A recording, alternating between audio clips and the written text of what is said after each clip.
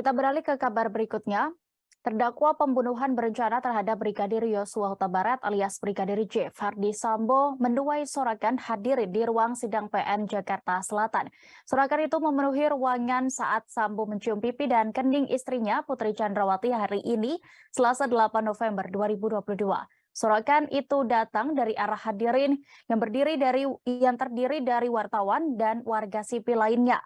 Hakim Ketua Wahyu Iman Santoso pun langsung menegur peserta sidang serta awak media untuk tenang dan tertib mengikuti jalannya persidangan.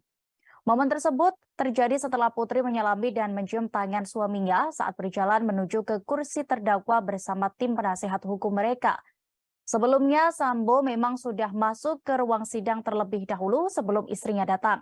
Tidak lama setelah hakim mempersilahkan mantan Kepala Divisi Profesi dan Pengamanan Polri itu duduk di kursi terdakwa, Putri masuk ke ruang sidang.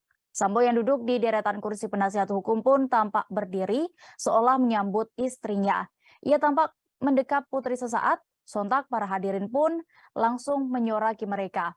Momen berpelukan dan saling menyalami itu kembali terjadi saat Susi, ART Verdi Sambo kembali dihadirkan sebagai saksi.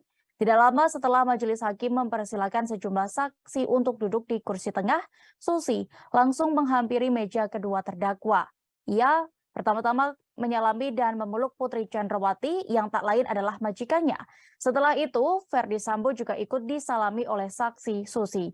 Terkait tindakan yang dilakukan Susi, pakar hukum pidana Jamin Ginting mengatakan semestinya seorang saksi tidak dibolehkan untuk kontak langsung dengan terdakwa, mengingat kesaksian mereka yang diperdengarkan di persidangan diharapkan objektif tanpa terpengaruh relasi.